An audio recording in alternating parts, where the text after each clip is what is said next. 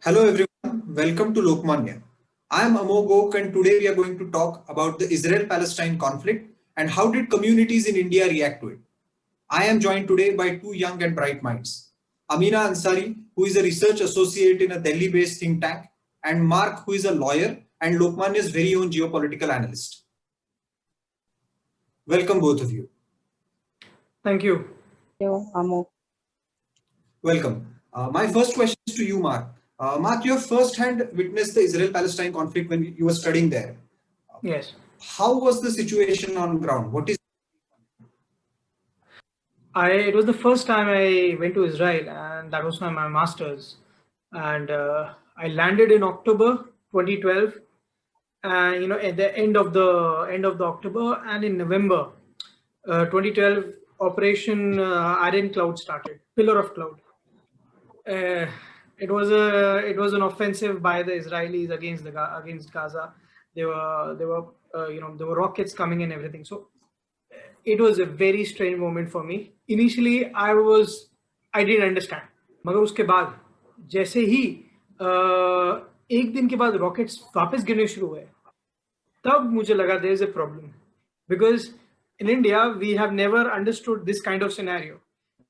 I am from a border state, but never really had this thing, that rockets are coming और आपके ऊपर गिर रहे हैं, आपके घरों पे गिर रहे हैं. At least मेरे ख्याल से इनिशियली 30-40 सालों में तो ऐसा कुछ नहीं हुआ, शायद ज्यादा ही 50 सालों में भी शायद नहीं हुआ, मगर ये बहुत ही अनइवन सिचुएशन थी.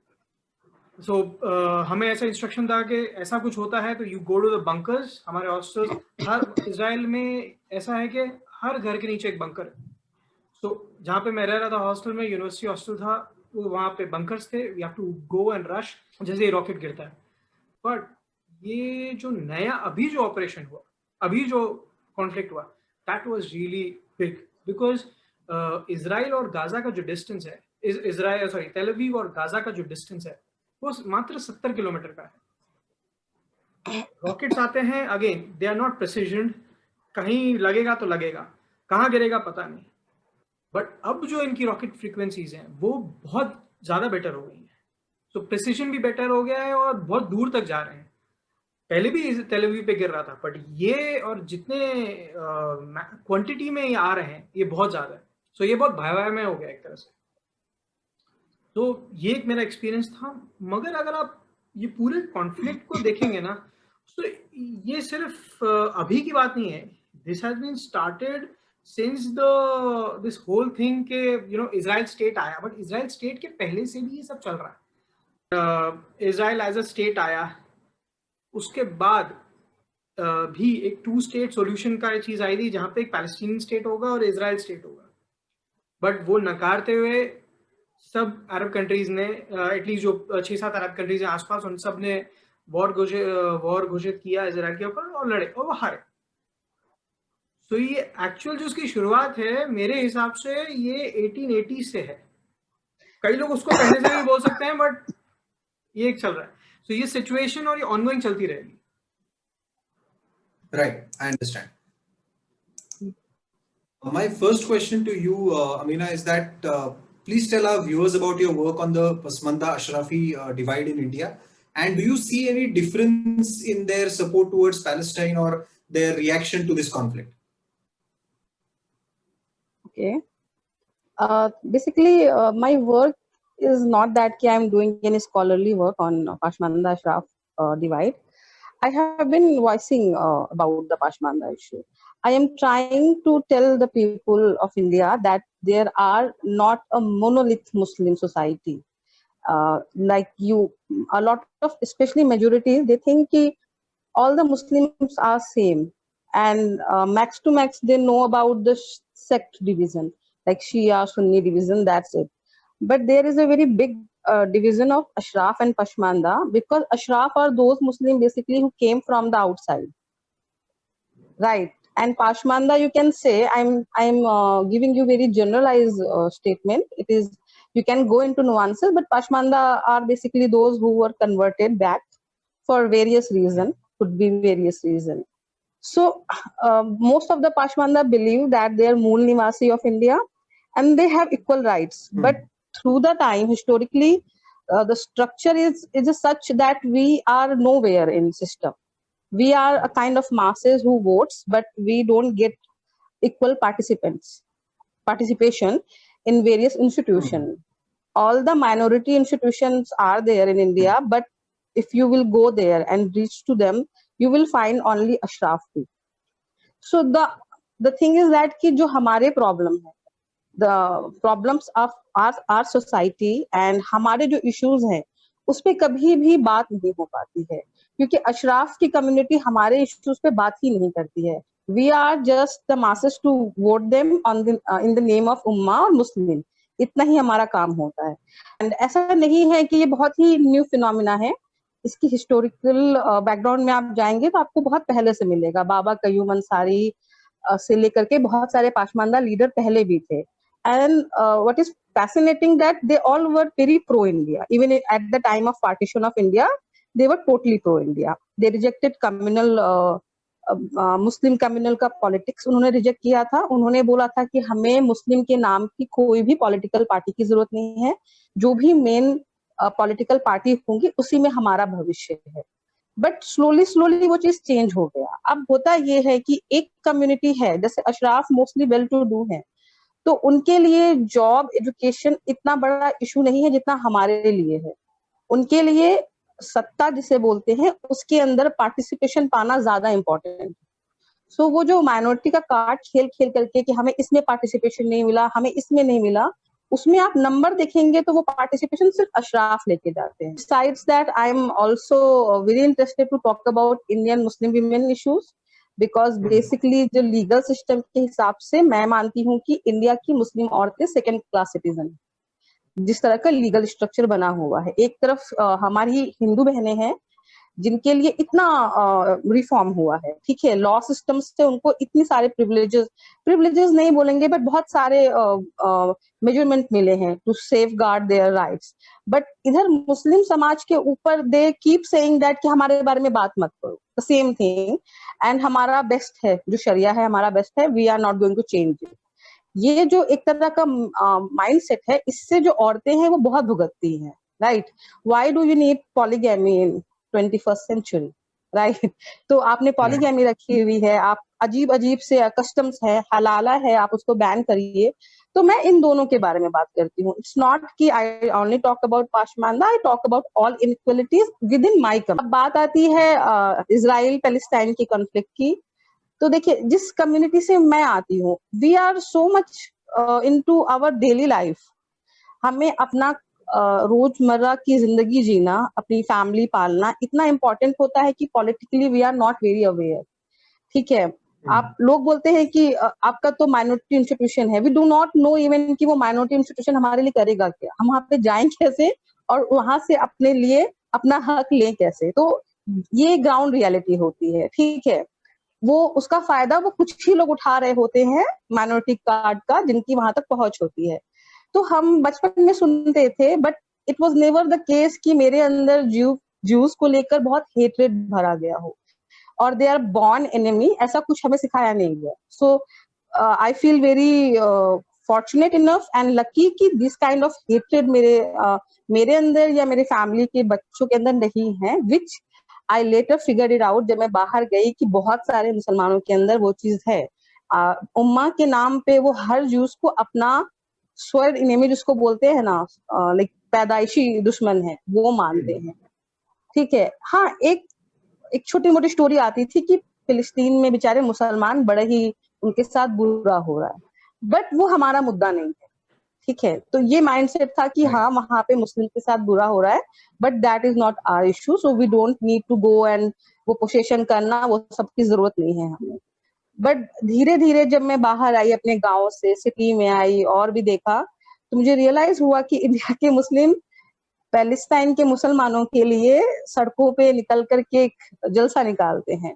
एंड ये चीज मुझे बहुत अजीब लगती है, क्योंकि ये हम पहले पैलेस्टाइन से अपना कनेक्शन रखेंगे या पहले इंडिया से कनेक्शन रखेंगे. तो ये जो हिपोक्रेसी है हमारे समाज में और हमारे समाज के लीडर्स में स्पेशली, क्योंकि majority of Indian Muslim are not very well educated. जो इंडिया में रह गए हैं, अशराफ ज्यादातर माइग्रेट कर गए पाकिस्तान में, जो इंडिया में रह गए हैं वो लोअर कास्ट से कन्वर्ट हुए हैं और वो अभी भी सोशल लीडर को चढ़ रहे हैं, तो उनको इतना समझ नहीं आता। बट जो हमारी लीडरशिप है वो बिल्कुल ही करप्ट है और वो हमें सिर्फ और सिर्फ उम्मा से जोड़ना चाहती है, जिससे हमारा कुछ लेना देना नहीं होना चाहिए। उम्मा is a very fail idea, I would say. हम जिस नेशन में रहते हैं उससे मतलब होना चाहिए। हमारे जो अपने लोग हैं उनके सुख दुख को बांटना चाहिए। अगर आप उनके सुख दुख के ऊपर पैलेस्टाइन के मुसलमानों के सुख दुख को रखोगे, देन आप क्राई करोगे कि एक एवरेज हिंदू हमारी बातें बारे में क्यों नहीं सोचता, तो कैसे होगा ना ऐसे। आप जो दोगे वो आपको मिलेगा। सो हाँ, पाशमानदा कम्युनिटी से आने का मुझे ये फायदा है कि मेरे अंदर कोई ऐसा हेट्रेड नहीं भरा किसी भी आइडेंटिटी के लिए। But yes, I have been grown learning tribalism. जो ट्राइबलिज्म होता है कि I am a Muslim and ये मेरी ट्राइब है, वो चीज बहुत स्ट्रांग होती है वहां पे। But it does not comes from scripture way, religious way में नहीं आती। Right, right. No, that's actually a great answer. It gives us good insight into what the community as a whole is thinking. In fact, it gives us an insight that the community is not thinking as a whole. There are sections of it which think differently, and that was a great insight. Mark, my next question is to you. There's a section of Indian right wing, especially very vocal on Twitter, that they support Israel, that they extend their support towards Israel. Tell us about this fascination of Indian right towards Israel, or is it in your view just a anti-Muslim stand that they wish to take? तो अमोघ, ऐसा है ना, जो भी लोग आजकल social media पे बहुत लोग बहुत सारी चीजें बोलते हैं। सोशल मीडिया एक it's a kind of a platform जो आपको बहुत चीजें बोलने को इजाजत देता है। बट अगर हम मैक्सिमम लोगों को पकड़ेंगे, आई थिंक 95% पे लोगों को बोलेंगे कि यार आप पिन पॉइंट करके बताओ इजराइल और पैलेस्टीन है कहाँ। आई थिंक 99% लोग फेल हो जाएंगे वहीं पे, वो ही बता नहीं पाएंगे। हिस्ट्री जो उन्हें पढ़ा है वो तो अलग ही छोड़ दीजिए। तो एक वो चीज़ है। और मैं ऐसे लोगों के लिए मेरे पास एक फ्रेज है, बेगानी शादी में अब्दुल्ला दीवाना। आपका कोई लेना नहीं, आपका कोई देना नहीं, बट हमको नाचना है बारात में। It is like that. और दूसरी चीज़ ये कि जहाँ तक इंडियन राइटिंग का सवाल है, my understanding is on two things. So there's one section of Hindus who are like, the anti-Muslim. That is why they're supporting Israel for, because वहाँ पे अटैक कर रहे हैं गाजा में वगैरह। They don't know anything about it, but वो ठीक है, जो हो रहा है वो that's good. Then there is another section of Indian right wing which admires Israel for its grit, for its gut, whatever they're doing, from the survival. So that is one aspect. But इसमें से एक मुद्दे की बात ये है कि as an individual, as an Indian individual, it has nothing to do with you. It doesn't concern you. अब जैसे आमना ने बताया, मैं आपको एक एग्जांपल देता हूँ with respect to Indian Muslims now. Muslims पे अत्याचार और दूसरी कंट्रीज में भी हो रहा है। गाजा से आई थिंक कहीं ज्यादा डेवास्टेशन जो देखा है वो यमन और सीरिया में देखा गया है। ठीक है, I'll not say Gaza, I'll say West Bank. Exactly. Gaza could be, at times वहाँ पे कई बार ज्यादा हो जाता है, but I'll compare with West Bank. West Bank के comparison में सीरिया और यमन में बहुत ज्यादा भयावह स्थिति हुई है। वहाँ पे almost there is nothing. रोज बॉम्ब अटैक होते हैं, और ये कौन कर रहे हैं? ये अगेन सेम मुस्लिम स्टेट्स कर रहे हैं। कोई रैली नहीं निकलती, कोई कुछ नहीं निकलता। अनदर पॉइंट जहाँ पे मैंने नोटिस किया है वहाँ पे कि एक ऑर्गेनाइजेशन है, Muslim students organisation of India. It's affiliated with Aligarh university. They जब ये गाजा का पूरा ऑपरेशन हुआ and they were bombing and everything, they started collecting funds to send to Palestine. हमारे यहाँ पे उस समय इतनी गंदी कोविड सिचुएशन थी, but they wanted to send funds to Palestine. Fine, you don't give funds to other community, but at least give funds to your own community. Covid सबके लिए एक साथ है। कोविड भेदभाव नहीं करेगा, वायरस भेदभाव नहीं करेगा, इंसान कर सकता है। राइट। और Exactly. एक जो चीज है जो इंटरनेशनल पे हो रही है, और ये I think it will affect both Hindus and Muslims, Indian Hindus and Muslims together, is that जो कई ऐसे एग्जांपल्स हुए गल्फ में लोग हैं। सो इंडियन हिंदूज हैं, अगर किसी ने पोस्ट किया विद रिस्पेक्ट टू इजराइल, या उसको क्यों किया, उसको कितना आइडिया है वगैरह, leave that aside, but Indian Muslim, ऐसा नहीं कोई पाकिस्तानी मुस्लिम या कोई इंडियन मुस्लिम ने पकड़ के उसको वहां पे मारा या उसके खिलाफ कंप्लेन करा, बीट ब्लास्फेमी या कोई भी केस लगा दिया, सही गलत जो भी केस लगाया और उसको प्रताड़ना दी, you are basically fighting among yourself एक तीसरे बंदे के लिए जो आपको इतना भाव देगा भी नहीं। See for Arabs you are Indian, it doesn't matter, वो पहले वो अपने अरब्स को ही देखेगा, उसको कोई मतलब नहीं इससे। सो फॉर दूसरे के लिए अपना घर नहीं चलाना चाहिए, वो एक बहुत important understanding and both for both the communities. Right. Picking up on what Mark said, a couple of Muslim organizations, they have vouched financial support to cause. Considering how the Khilafat movement went in our Indian history, is this like a deja vu movement for the Muslim community in India? And according to you, Amina, how should the Indian Muslim community react to this Israel and Palestine conflict? Because they will react. And there are people in both communities who feel strongly about the cause, and there's nothing wrong in feeling strongly about any cause for that matter. But how do you, according to you, the Indian Muslim community as a whole should react to this? The thing is that the cause, everyone should react. It is necessary. I do not feel so, because there is Saudi bombs Yemen every day, and वहाँ पे बच्चों को खाने को नहीं है, right? WHO Right. keep asking for money कि उनके बच्चों के लिए हमें चाहिए, but Indian Muslim do not pay any attention there, right? क्योंकि वो इंटरनल कन्फ्लिक्ट में भी उनको लगता है। चाइना में उइगर मुस्लिम्स के साथ जो हो रहा है, what I have read through the BBC stories, that is very pathetic thing. ठीक है, वहाँ पे एक रेप कैंप लगा हुआ है instead of re-education camp. That's what the news coming out. पर उस पे इंडियन मुस्लिम या उम्मा कोई भी कुछ नहीं बोलता है. If you see, they are very silent there. So the thing is that कि I am trying to understand कि why this happens, and a lot of thing has to do with the idea of ummah. And the idea of ummah is also very selective, because the idea of ummah is such कि first you have to fight with all those people who are not Muslims. Right? If they are the oppressor, तो आपको पहले उनसे fight करना है.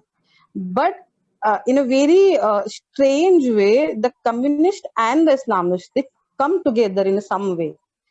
जब भी जहाँ वो power से बाहर, always you will watch this trend कि जैसे इंडिया में भी आपको कम्युनिस्ट और इस्लामिस्ट एक दूसरे को बहुत अच्छे से सपोर्ट करते हुए मिलेंगे, जबकि इनका बेसिक आइडिया ही बहुत अलग है इस्लामिस्ट का और कम्युनिस्ट का, बट वो साथ आ जाते हैं. The same happens on a global scale. ठीक है, तो ये इसको एक हामिद अलवी है, Indian Muslim intellectual, he is not anymore, but उनकी बुक है, आप प्लीज उसको रीड कीजिएगा, मुस्लिम पॉलिटिक्स इन सेक्युलर इंडिया.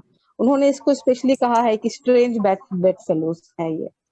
तो इस तरह का एक माइंडसेट चलता है. अब now because they are in cohort, उनको एक दूसरे को सपोर्ट करना है, तो जहां लेफ्टिस्ट आवाज उठाएंगे और जहां उनको मुस्लिम विक्टिम मिलेंगे, वहां सारे ही मुस्लिम भी चले गए. मेरे हिसाब से इंडियन मुस्लिम और इंडियन हिंदू और any Indian, when we look at other country, we should look it from the nationalist perspective. हमारे नेशन के लिए क्या बेटर है, हमें उसी तरह से रिएक्ट करना चाहिए. और आपको सिर्फ डिप्लोमेसी नहीं, आपको बहुत सारी रियलिटी भी समझनी पड़ती है.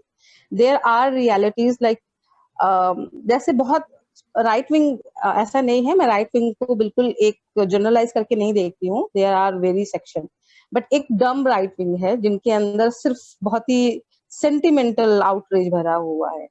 तो मैं उनको देखती हूँ कि उनको दुबई से भी प्रॉब्लम है, या उनको बांग्लादेश में भी जो है लीडरशिप है उससे प्रॉब्लम है. ठीक, but the thing is that कि what would you do, Bangladesh exist, right, Dubai exist. if Dubai is working on your national interest, if they are smart enough to know how to deal, why should you have a hatred for them, right? And if the Bangladesh exists, if you can have a certain way where leadership can work in your favor, why should you just you don't need to keep abusing them and all, right? So there are realities, within those realities you have to work. And within India, I think I would say कि हाँ, Muslims share a lot of problem, because when they connect to Ummah, they keep Ummah above the nationalism. So the reaction happens. The right wing is basically what they are doing. They are not doing anything besides giving reaction. The support of Israel a lot of time comes from the out of reaction because Muslims are keeping Ummah above the national interest. So that's how I see. I won't say कि Israel भी बिल्कुल दूध का धुला है because this is very complex situation. I think Yeah. वो भी Yeah. एक तरीके का प्रेशर होता है कि you accept the two nation का जो solution है, otherwise we keep doing that. हम अपना बढ़ाते रहेंगे. वो पैलेस्टाइन के ऊपर एक डालना है, उसको प्रेशर को डालना है. So for me, जैसा इंडियन मुस्लिम का रिएक्शन होना चाहिए, बिल्कुल उसका उल्टा होता है. There is no need to see themselves as their own people. If I remember one story जहाँ पे इंडिया से एक बंदा भाग के आईसिस ज्वाइन करने गया था, उसको उन्होंने टॉयलेट साफ करने का काम दिया, बोला कि तुम प्रॉपर मुस्लिम नहीं हो. So that what we are in their eyes, right? The religion is your personal thing. Now, because we are born in Muslim family, we have a certain kind of culture, but that does not mean कि you have to see every other Muslim from the world your brother. आपके जो भाई है या आपके जो भी अपने हैं वो हिंदुस्तान के लोग हैं. And both of you sort of come from a policy background. So my last question is to both of you. As a country, we have tried to maintain the balance as much as possible because on an international platform like United Nations, you have to have a balanced approach towards both Israel and Palestine. What do you think should India's policy be in the future? Should we maintain that balance, or are we getting towards one of the two parties in this entire conflict? From India's policy point of view, what is your outlook? Amina, if you would want to go first. Whatever I read, I think we are doing very fine. We have a good relationship with Israel. They are helping us. They are our ally as well. We do buy a lot of arms from them. So that is very perfect. And also we do vote Palestine. So I think this is very fine thing to do. I don't think we need to change anything, but we should be very vocal against Hamas terrorism, because we cannot support as an Indian state any kind of terrorism. Just because we are voting for Palestine does not mean we are having any kind of sympathy towards Hamas, and we should be vocal enough about that as well. Also, when Sumaya, sorry, I'm not recalling the name, that lady from India, when she was इसके अंदर hit हुई थी ना, struck by the Palestine उधर Hamas के rocket से, उस time पे I think India should take a stand and send a clear message कि we will not tolerate this. हमारे citizen के ऊपर किसी भी तरह का अगर attack होता है तो वो हम पर attack होगा. I think these messages should be very clear. Right. Mark, your take on it? So India का स्टैंड हमेशा से ही बहुत बैलेंस था. अगर हम बात करें हमारे first prime minister Pandit Nehru की, तो उन्होंने भी कहा था कि I wanted to recognise Israel बहुत पहले, बट मैं नहीं कर पाया बिकॉज हमारे जो फ्रेंड्स हैं अरब कंट्रीज में, उनकी सेंटिमेंट्स का उनका हमें ध्यान रखना है. But Israel is a fact, तो ये उनका एक बहुत क्लियर स्टैंड था. 50 में इंडिया ने रिकग्नाइज किया पैलेस्टाइन को, बट 51 से लेके 91 तक जो रिलेशन था वो बहुत इनफॉर्मल था. उसमें सब कुछ हो रहा था, इंटेलिजेंस शेयरिंग बहुत सारी हुई है, सब कुछ हुआ है, बट वो जो एक फॉर्मल रिकग्निशन था, डिप्लोमेटिक था, वो नहीं हुआ. वो 92 में हुआ है. बट अगर आप उसके बाद भी देखेंगे, हमारा स्टैंड कहीं चेंज नहीं हुआ. अभी भी जो हमारे यूएन रिप्रेजेंटेटिव है उनका स्टैंड बहुत ही क्लियर है, और मेरे ख्याल से वो परफेक्ट स्टैंड है कि we stand with just for Palestinian cause. Just is very important. Just means no terrorism, no Hamas, which Amna just said. Two-state solution, yes, उसमें कोई प्रॉब्लम नहीं है, but terrorism is not appreciable किसी भी हालत में. जो कि इंडिया का स्टैंड बिल्कुल परफेक्ट है. और मेरे ख्याल से जब आप एक कंट्री के लेवल पे देखते हैं तो कोई भी देश यही देखेगा कि उसके रिलेशन जिस दूसरे देश के साथ है, it gives the maximum benefit. Israel के साथ रिश्ते बनाने से अरब कंट्रीज से हमारा रिश्ता कैसे बैलेंस करना है वो इंडिया को करना है. कोई एक कम्युनिटी कोई ज्यादा खुश हो या ज्यादा नाराज हो, उस पे कोई डिसीजंस नहीं बनाए जाते. No country does that. एक आधी कंट्रीज हैं हमारे पड़ोस में जो ऐसे करती हैं, बट वो उनकी समझ वहीं की है तो उन पे रहने दीजिए। तो ये एक है. So I think India का stand is perfect. I think we should go with that stand, and even I think now Arabs have also realized this for long now. I think since 90s they have realized, and with the changing thing with the Abraham Accords coming in, I think very soon the world will slowly recognize कि ये ऐसे नहीं कर सकते. ये जो cancel culture and boycott, this is not the way to go about it. So you have to balance it out. और जो इंडिया के benefit में है, जो इंडिया के फायदे में है, इंडिया को वही करना चाहिए. That's how I think geopolitics is. Exactly. Right, right. So in conclusion, I think we would all agree that we rightfully call ourselves an ideal democracy. We should add, not just as a state, but also Indians as a community should add to the peace process rather than adding fuel to the fire. Thank you, Mark. Thank you, Amina, for joining us today. And we can all hope that the region sees some peace real soon.